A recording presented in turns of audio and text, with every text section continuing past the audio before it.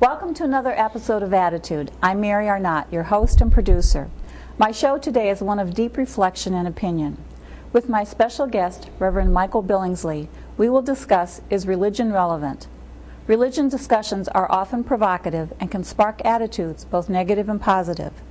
For believers and non-believers alike, whatever your attitude is toward religion, I bet my guest will provoke enlightened thinking on this question of religion and why it's relevant.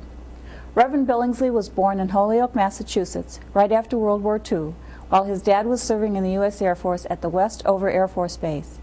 He grew up mostly in Northern California, and later, while attending the Coast Guard Academy in New London, Connecticut, he met his wife Judy, and this June will celebrate 40 years of marriage. Having lived all over the U.S., he came to Hopkinton in 2005, where he was appointed to St. Paul's Episcopal Church. In 2008, he became the shepherd of the Hopkinton Medway Collaborative Ministry, where he is the priest for the Church of St. Paul's Hopkinton and Christ Church Medway. For those of you who know him, Reverend Billingsley prefers to be called Father Mike, without his total distinguished and reverend title. Also, in the interest of full disclosure, I attend St. Paul's, where I'm active in both its mission and operations. However, my interest today is to share Mike's views, not mine. Welcome, Mike. Thank you for being here. Thank you, Mary. Thank you for the invitation. You're welcome. Now, religious is a very large topic, and we're not actually going to talk about the Episcopal religion today, but more about religion in general. And what seems to be the problem with people in this eternal battle as to whether religion is relevant in our lives or not? Mary, I think that 300 years ago there would have been no problem. There would have been no question that religion was the heart of pretty much everyone's existence. But in the 1700s, we had this wonderful thing take place called the Enlightenment. We discovered that there was such a thing as gravity, that the Earth was not the center of the universe, and that some things that had been held on biblical principles turned out to be scientifically based someplace completely different. And a whole way of thinking came into being that had not been before. And basically what that line of thought said was that it's the things that you can see, touch, taste, feel, and hear that are real. And if you can't apprehend something with your senses, it's probably not real. And so we have a situation arising where people's spiritual being is not only separated from their day-to-day life, but is sometimes treated as if it did not exist at all. And so the heart of the problem, I think, is that we've kind of tried to split ourselves in two. I can't quote him properly, but I think Yogi Berra, that great American philosopher, speaks somewhat to that when he says, don't look back, something might be chasing you or something might be catching you. And I think as long as we keep running fast enough, we can ignore the fact that we have tried to separate an important part of ourselves from the way we live on a day-to-day basis. So I think that a modern society, especially as we are now into the first part of the 21st century, we have people that are feeling an angst but don't know why. And I think part of the reason that they're feeling that angst is that they've separated themselves from part of who they truly are.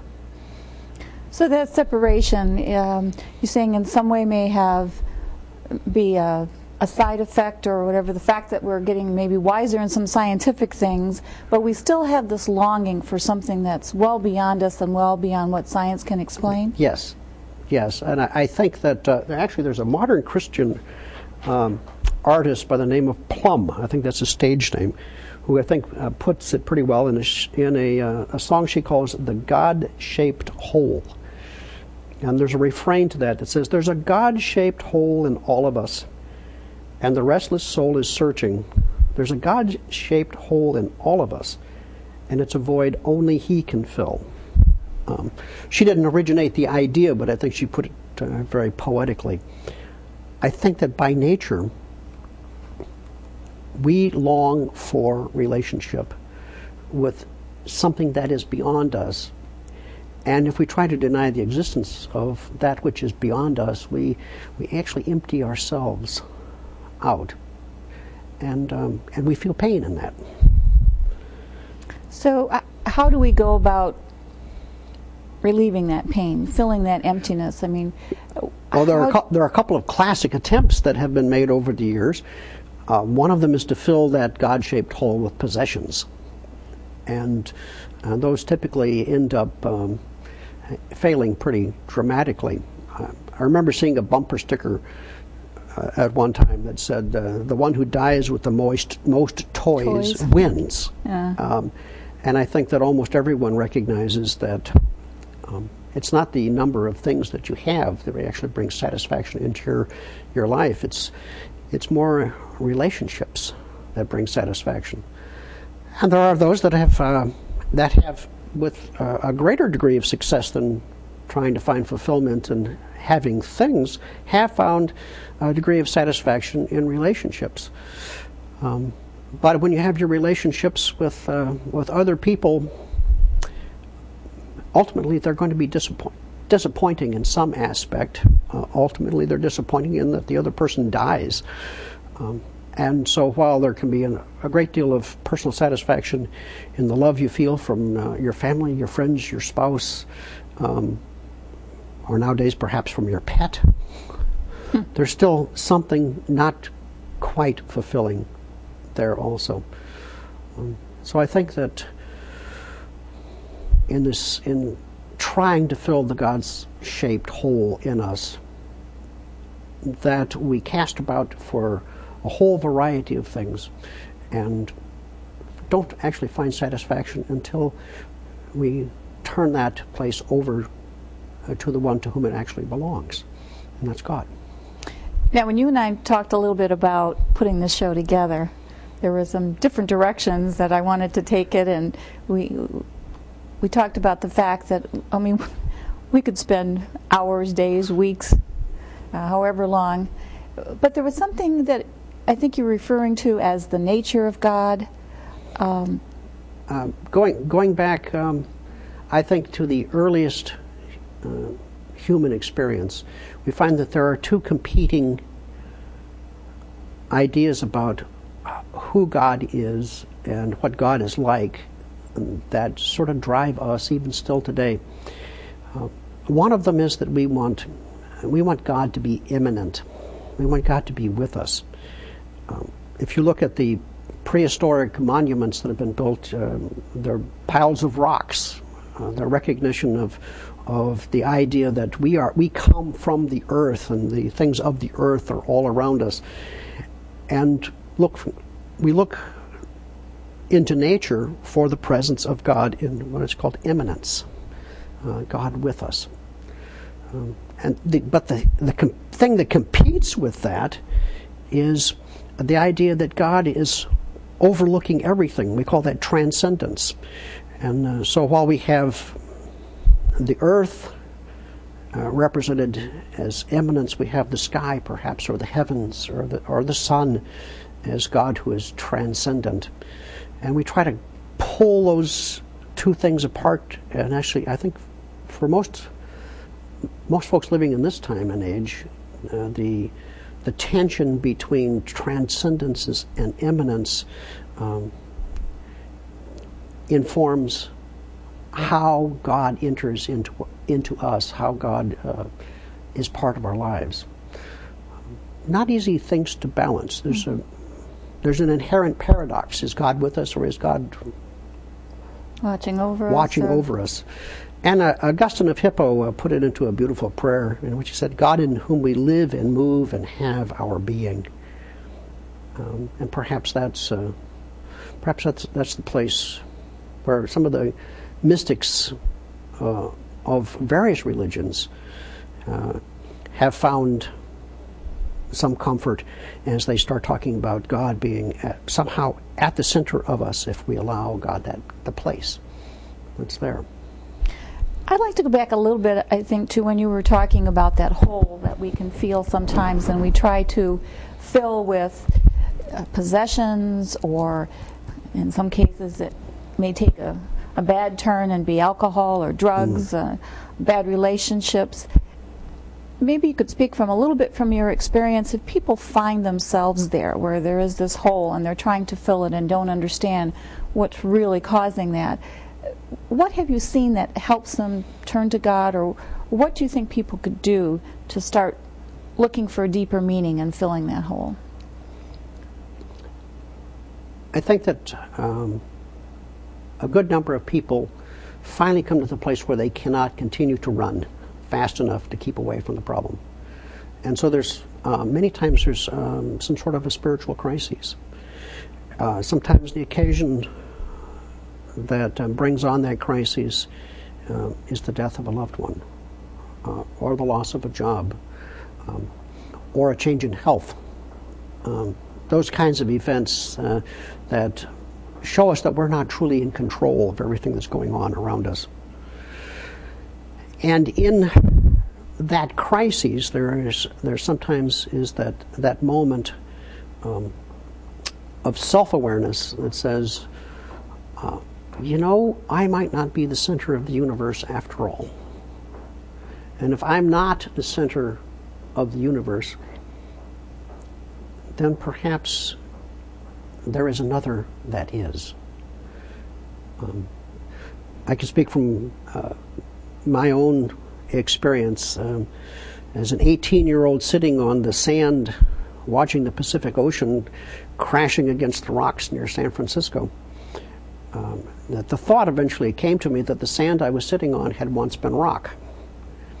And in looking at the waves crashing into the rock, I had this split second of self-awareness that, oh my, there is a force at work here that has been going on for much longer than my life can possibly be, and will accomplish things far beyond any magnitude that I could even imagine. And then if the sea is that much more eternal, is that much more powerful, then the creator of the sea is infinitely more eternal and more powerful than that. And I think that that something like that, I think, happens in a lot of folks.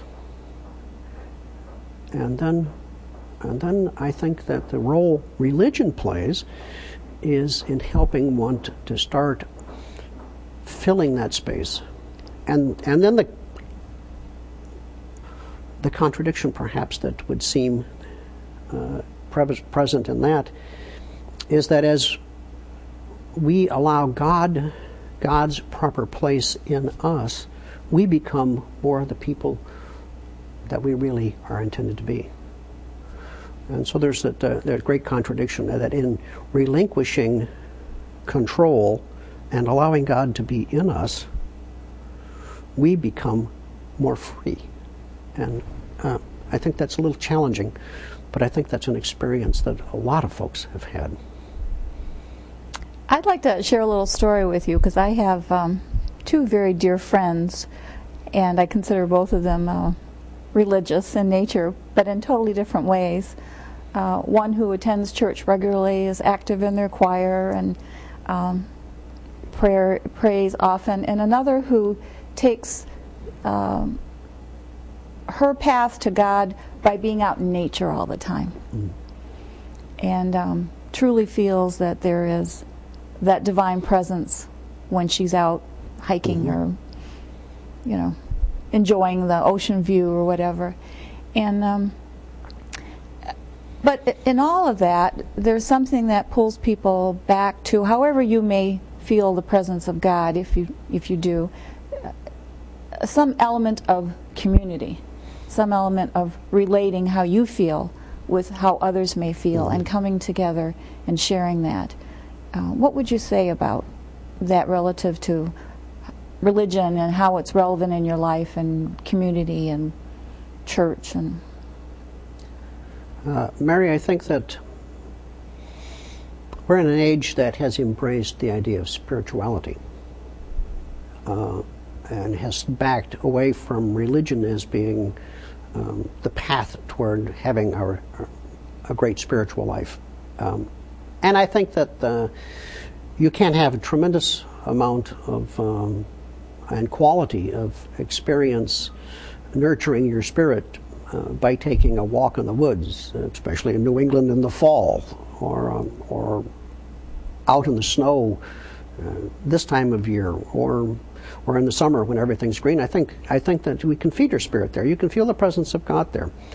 But I think that, for me at least, that some of the wisdom of the ages has got a great deal of validity to that, and is that if you are alone in your spirituality, you're basically isolated and powerless, and that it is in community where you're sharing your thoughts and your ideas that you actually have the potential for beginning to really wrap your heart and mind around your relationship with God. If you there's a piece in Christian scripture that says that if you cannot love your neighbor who you can see, how can you love God whom you cannot see?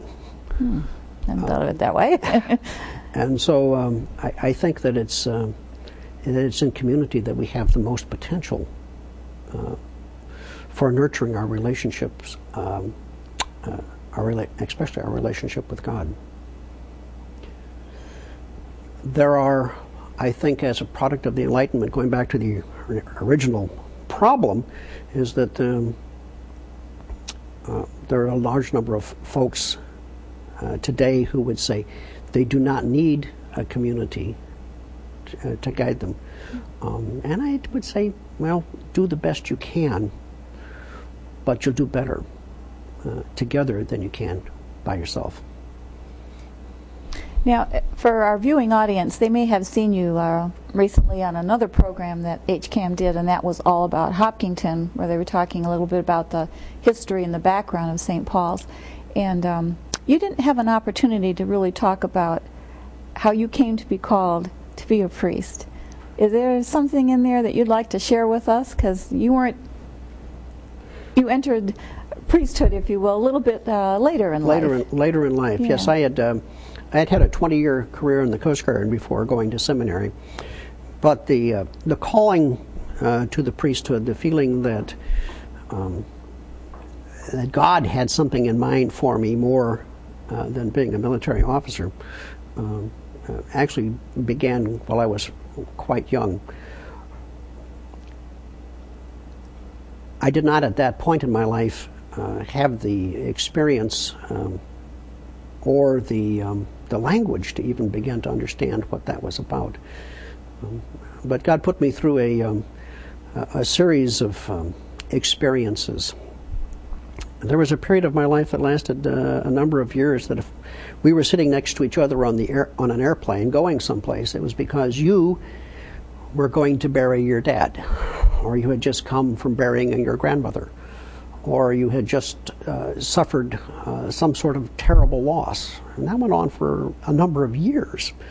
And eventually I started getting the idea that there was something deeper going on than going to the next technical conference or the next event that the Coast Guard was sending me off to. And when I began to explore that, a number of wonderful clergy guided me into programs that helped me eventually to understand that my call was for another kind of profession entirely. Again, the story is almost 30 years long, so it's a little bit we won't hard cover to tell, all of it then a little hard to tell in just a couple of minutes. Yeah, just a couple. Well, thank you. For those who are believers and attend church, perhaps when they see this show, that will, strengthen their convictions. But what would you offer maybe to people who are not Christian or who are non-believers? Is there something you would say to them to at least get to have them open up and consider becoming a Christian and finding a faith? Let me go to the more general idea of finding a faith and a faith community.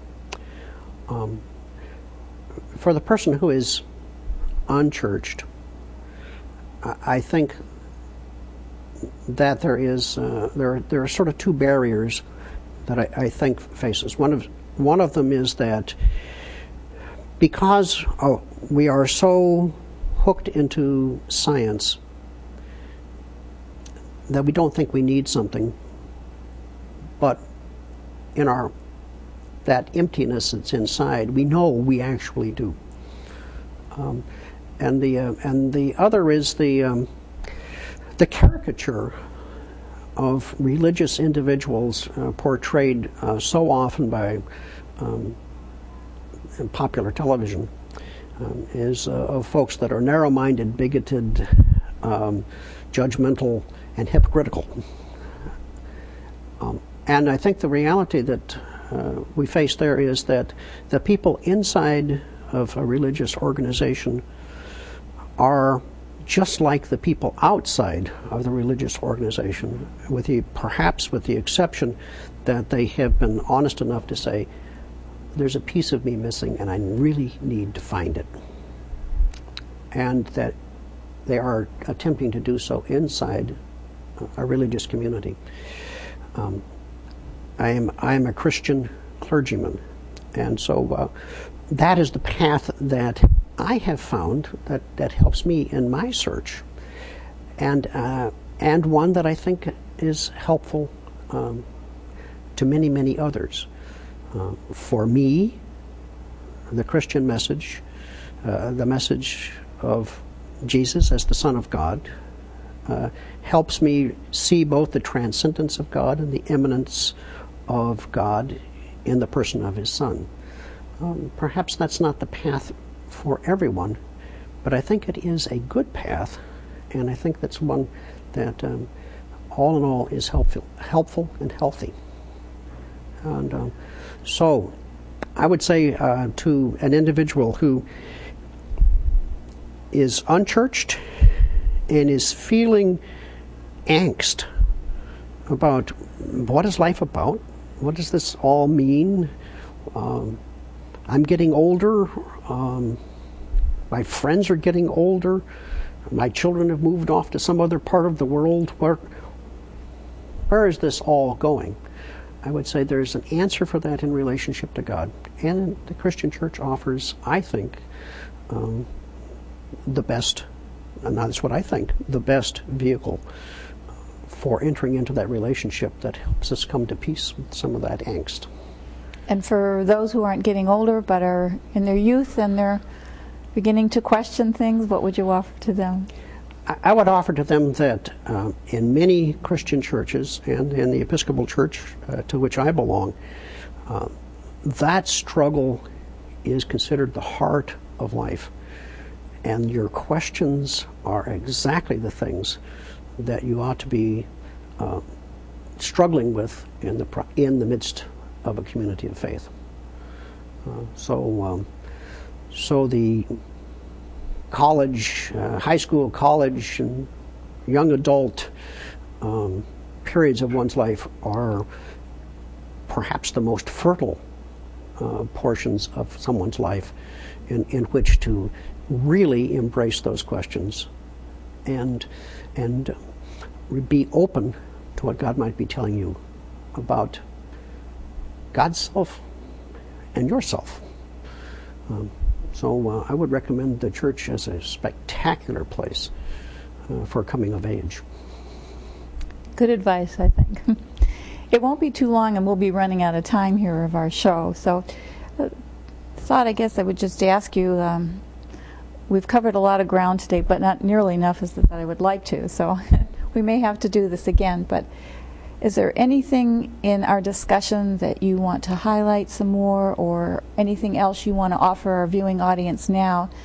Because my hope is that after they see the program, they will want to think this through a lot more than perhaps they have. I would offer an invitation to the members of your audience that if they are feeling that angst, that St. Paul's would be a wonderful place to come and process that with a group of other loving folks who are in the midst of that same struggle, and give us a chance to help you as you find a way to fill that God-shaped hole that's inside of you. I'm going to remember that God-shaped hole. Although I think I've been filling mine up little by little each day in the last few years since I've been a member of St. Paul's, but I'm still working on it. It's not something that you do overnight, I don't think. No, and it for most folks is a lifelong process. And the earlier you start, probably the more progress you make. Well, Mike, thank you very much. I think we're going, as I said, run out of time here very quickly. But I appreciate that you would come and share some thoughts that are very Christian-based, but yet also in general, so that whatever people's faith may be, they might be more open now to seeking a path, filling that hole, or at least going out and questioning things. So thank Mary, you. thank you for the chance to respond, and what a fantastic idea to put this out where the entire community can see it. No, well, you're welcome. We are, in fact, out of time. Such a brief moments in eternity, if you know what I mean. I'm grateful to Mike for opening our hearts and minds today. Thank you for being here, Father Mike. I would like to continue our discussion in a future show. To my viewers, if you practice your faith, I hope your beliefs have been deepened. If you're a non-believer, I hope you will embark on a quest for a deeper meaning in life. That does it for my show today. I invite you to send your questions and comments to attitude@hcam.tv, or better yet, as Father Mike has said, come join us at 10:30 a.m. on Sunday mornings at St. Paul's. My gratitude also to HCAM and its volunteers that make this show possible. Until next time, I'm your host, Mary Arnott, signing out with Attitude.